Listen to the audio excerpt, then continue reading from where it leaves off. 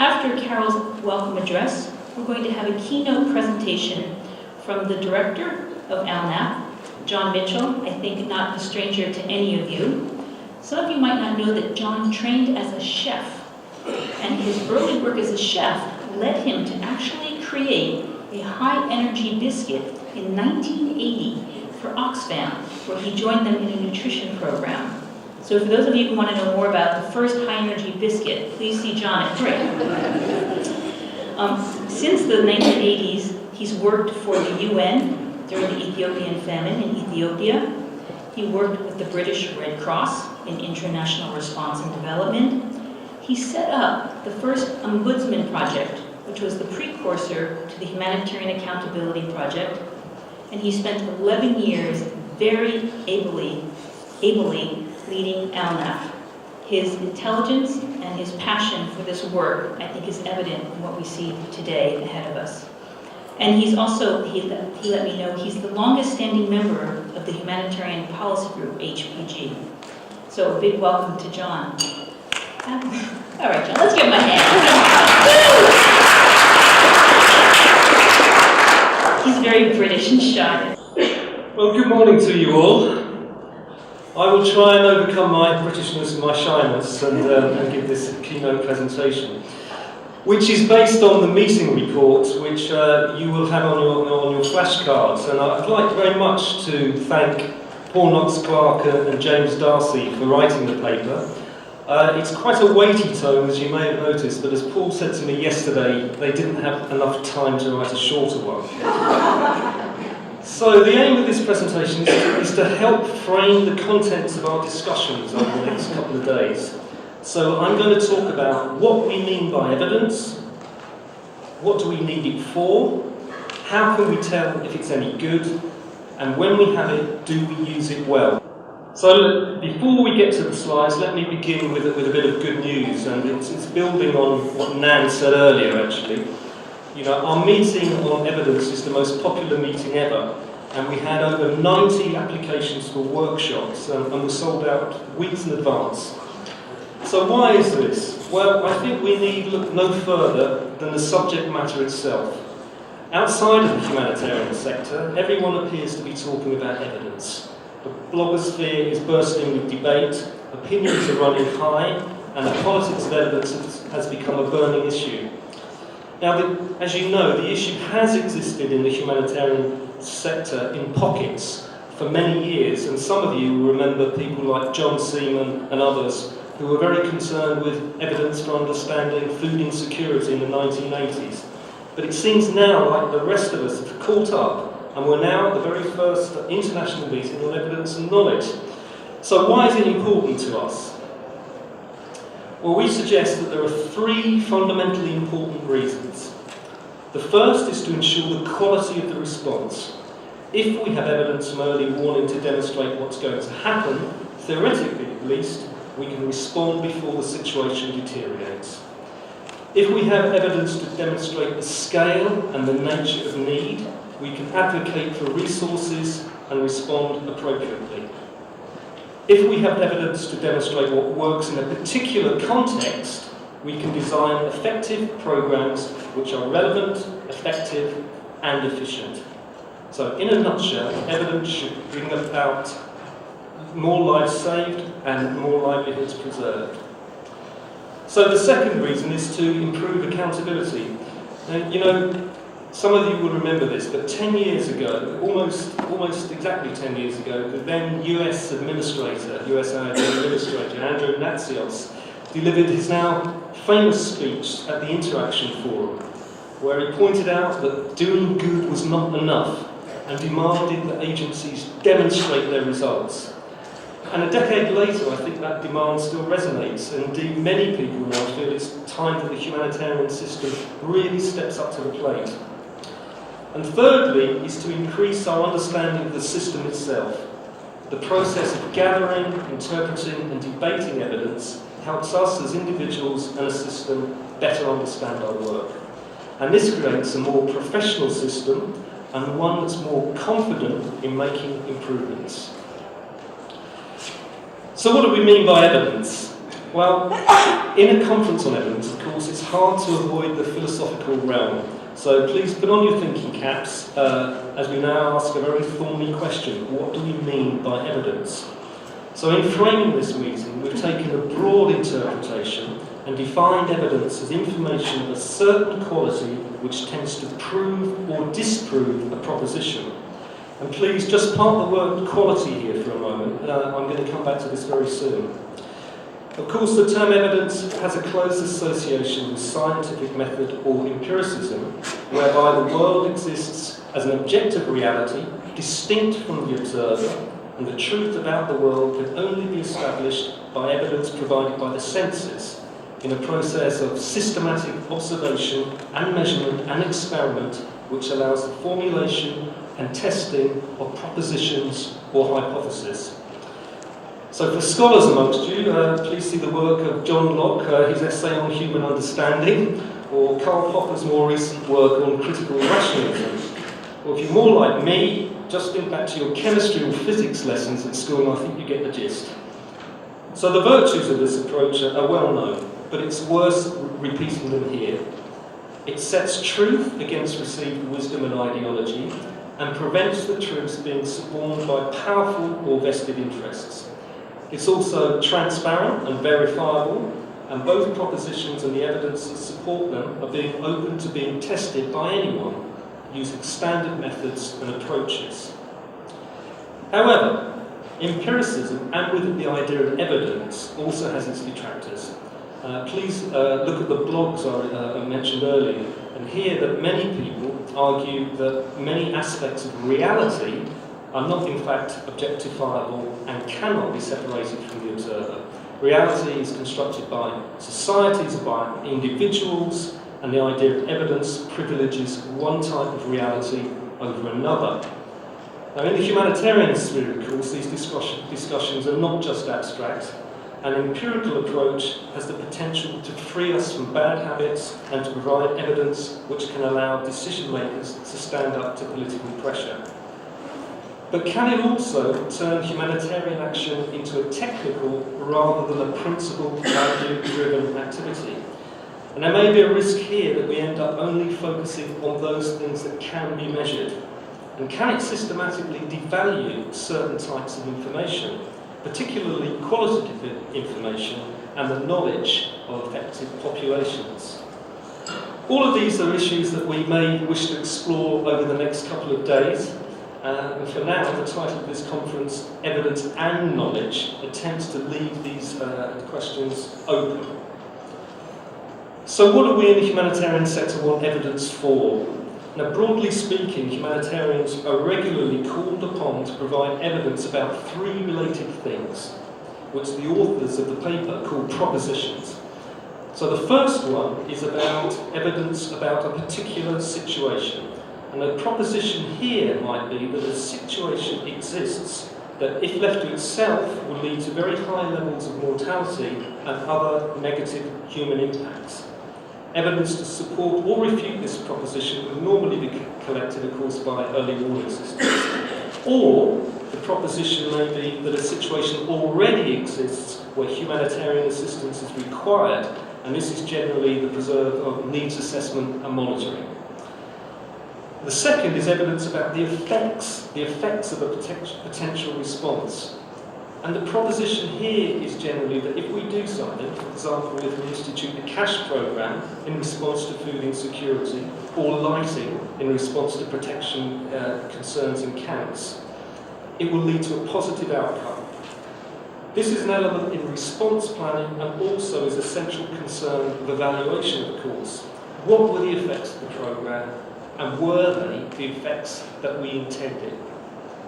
The third is about evidence about the relative effects of the response compared to other possible responses in terms of effectiveness, and also perhaps coverage, relevancy, efficiency, and so on. Now, the proposition here is that a certain intervention is not just effective, but is better than any other option. Let's take cash programming as an example again. Is this a better intervention in this context than food distributions or public health interventions? Again, response planners and evaluators are generally looking for this kind of evidence. Now, these three areas are closely linked, but called for slightly different types of evidence.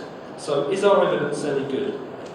So much for the propositions, but you will remember the issue of quality that I mentioned earlier.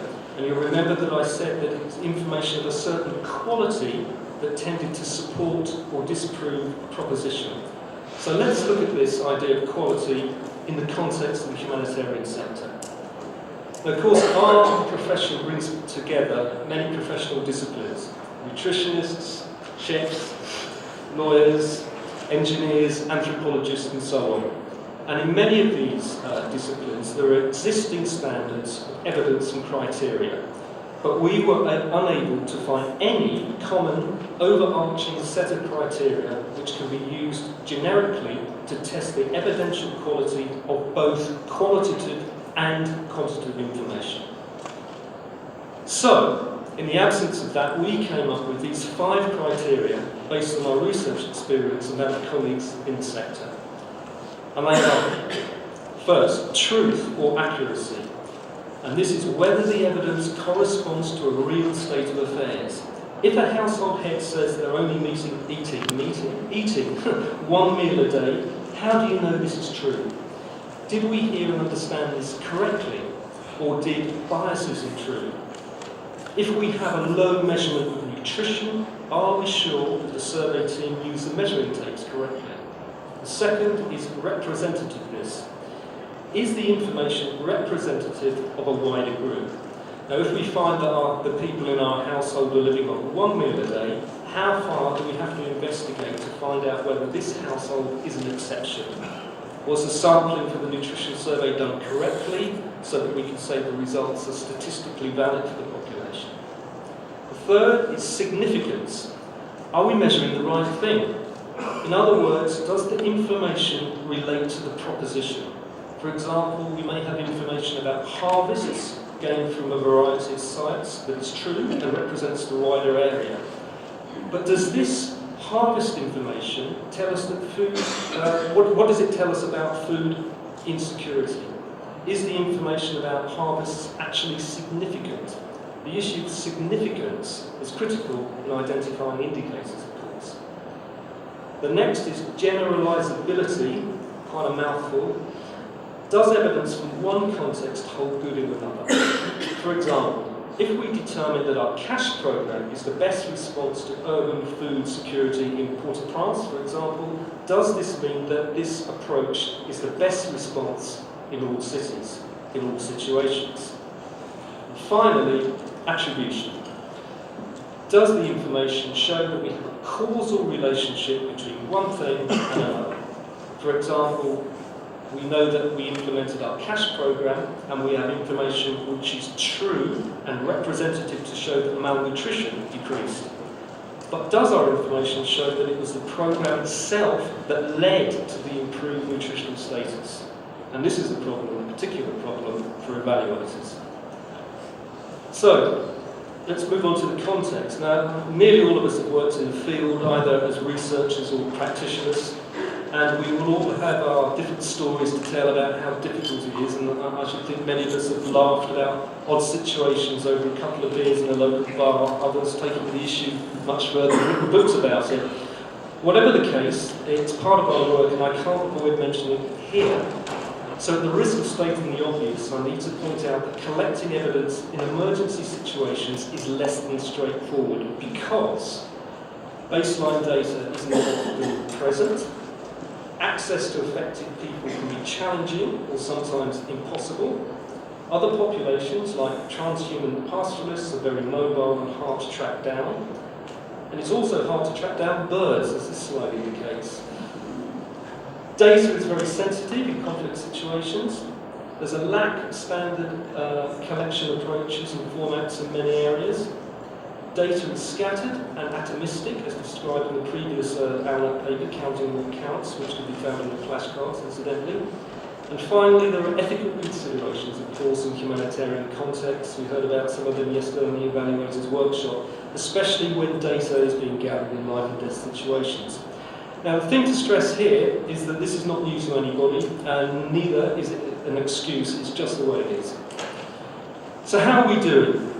Now, let's get back to Andrew Natsios for a moment. Now, he asked us to demonstrate if we're doing the right thing.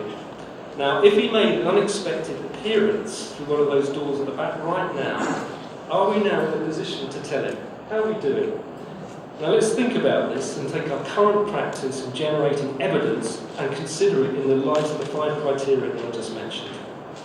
So in the field of early warning, I think real advances have been made over the last 20 years. Information has become more accurate and representative, but early warning often involves analysing and weighing multiple sources of information. And it is this analysis, rather than the data themselves, which is often a challenge. Now, I know this from my own experience when setting up community-based food security monitoring systems in Kenya, which collected a lot of data from a variety of sources. And the problem that we had, me and my team, was that making sense of all this information. How could we weigh and understand all these variables? And in the end, I got the community to interpret it for us. But as they told me at the time, they didn't need the data to know what was happening and wondered why we hadn't saved ourselves the trouble and just asked them in the first place. So, in the field of needs assessment, moving on, we're all aware of the great variation in approaches. Access and time considerations often present thorough data collection and lead to a fairly heavy reliance on expert knowledge. The close association between needs assessment and funding can lead to biases that threaten accuracy, and importantly, needs assessment depends on definitions of need, often external, raising the question that we've heard before, whose evidence counts? Moving on to the field of evaluation, attempts to move to mixed methods approaches have not been totally successful, I don't think, and much evidence is still qualitative and based on interview and observation. So as a result, evaluators need to make extensive use of triangulation to ensure accuracy and representativeness of their work. And because of the focus of learning in evaluation and the consequent engagement of programme staff in the process, there are also challenges in securing evidence that requires objectivity and detachment. As with needs assessments, evaluations often fail to include the views of affected populations and continue to be challenged by the need to demonstrate attribution. So we move on. How do we use evidence? Of course, generation of evidence is only a halfway house. If evidence is to improve humanitarian action, it's got to be used. And decision makers face a variety of institutional and psychological barriers to using evidence for programs and policy development. As a result, where evidence is used, this use is often selective. So in the 2011-12 famine in central South Somalia, this is an example of early warning evidence not being used, as many of you know. Decision makers still prioritise outcome indicators, such as high levels of malnutrition, over the leading indicators used in early warning, even though outcome indicators do not allow for effective response. Similarly, the relationship between needs assessment and decision making appears to be weak in many cases, and there's a high degree of path dependence in decisions as to how to respond to emergencies. And decisions are based on factors such as resource availability that are outside of the needs assessment itself. And experience also shows the importance of monitoring as a method to continually update our knowledge and test propositions about the severity of a situation and the effectiveness of a response. Now, evaluations are used to improve programming, but in a very highly selective manner, I think. Evaluations can lead to changes in programme implementation and funding, but are much, much more likely to do so when certain things are in place. These include a prior interest in the performance of a programme, where the evaluation coincides with a window of decision making, where mechanisms to follow up exist, where decision makers are engaged in the evaluation process.